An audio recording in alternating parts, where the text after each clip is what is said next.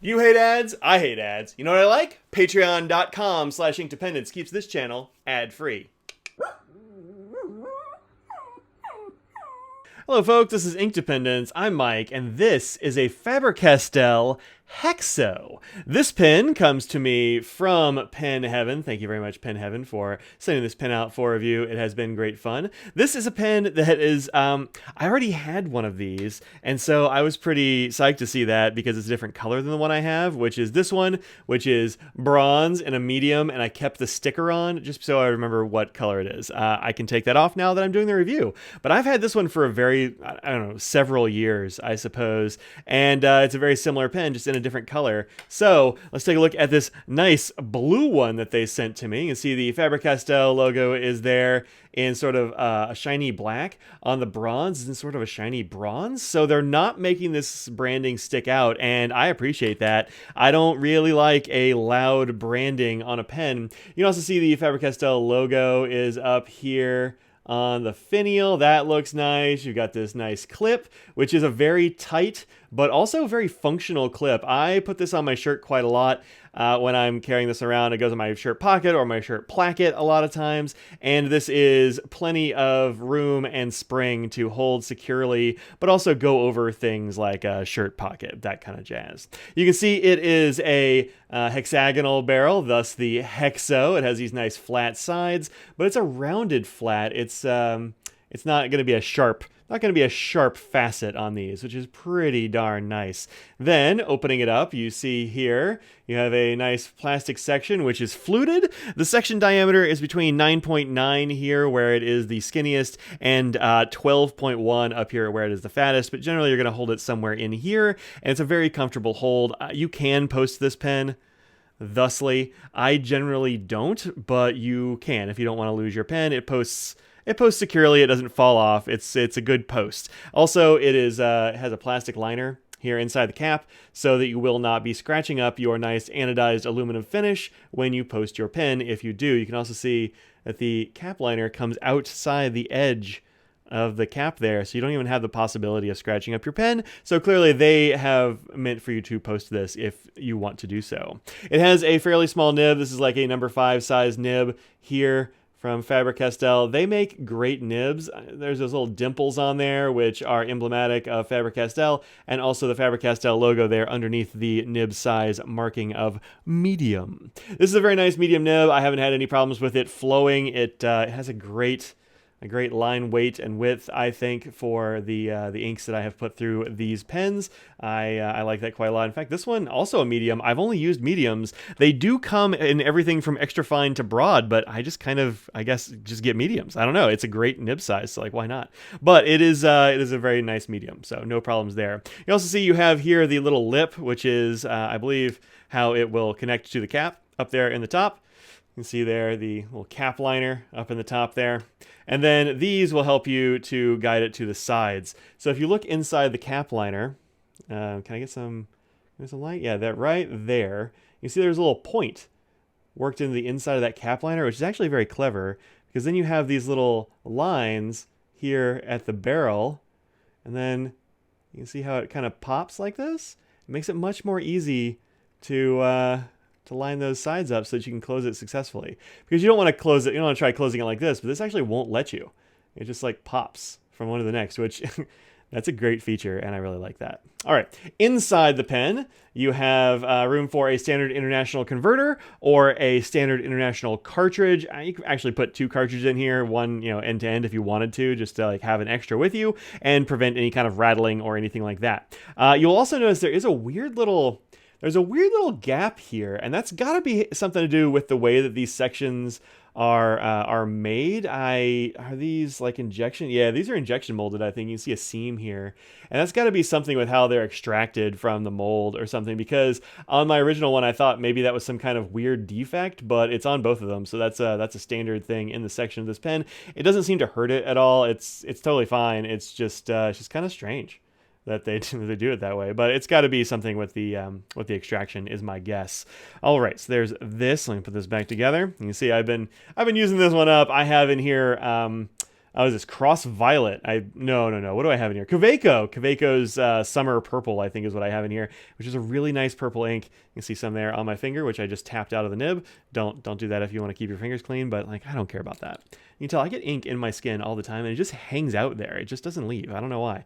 I've washed my hands many times, but no dice. All right. You can also feel at the end of this, it has a little bit of like a stop, and then you get that final bit of that turn, and this is nice and snug. I have noticed though on this one when I was just messing with it that you kind of hear that, and that's the section actually moving just a little bit. Like it moves very easily, much more easily. It's got a little bit of a jiggle to it actually that this one does not have. And so I got curious to see if maybe I put a converter in here, if that would stop the rattle and the jiggle, and lo and behold, it did. And it's got a snugger fit now. Like I can still move it fairly easily, but it's got that same snug fit that this one does. So I think this pen actually works a little bit better if you throw a converter in there. I don't know exactly why. I think it's got to be putting some tension, like it's got to be snugging up against the inside of the back there and give it some tension or something. Maybe there's a little bit of expansion. Maybe are we touching the outside here? No, we're not. It's got to be something in the back, but it does keep it from doing that weird rattling thing. So if you get one of these and it's got a little bit of a jiggle that you can kind of feel more than hear most of the time, unless you hold it right up to a microphone like I'm doing now, it's not really a problem. Just throw a converter in there and you'll have no problems. I haven't had any of these come unscrewed or anything. I didn't even notice it until I was just playing with this one just now. So yeah, not a problem. Here's the other thing on this that I've been very cleverly concealing, and that is that Pen Heaven, when they sent this out to me, thank you again, Pen Heaven, they engraved it with my logo. So it says Inkdependence. It's got my little logo. This is a logo that my friend Matthew made for me, and that's really great. I was kind of blown away when I took this out of the packaging. I was like, what? That's a thing you can do? And they do that for an extra $8. I think you'll have to email them if you want something really custom like this, but for regular engraving and emblems and that kind of stuff that they have in the site, which you can see there, it's $8, which is not bad for this nice crisp laser engraving, just going right through the outside of that layer of that anodized aluminum there. And I think it looks especially good on the blue. It really pops. Let's make that match. So that's all good. All right, so there you have it. That's the outside of the pen. Let's do a little bit of a writing sample. Let's show it to you next to some other pens, and that'll be it. All right, so for a writing sample, I'm going to use my Kikuyo soft ring notebook, which I've been using for a lot of writing samples lately, and I think it's really good for that purpose.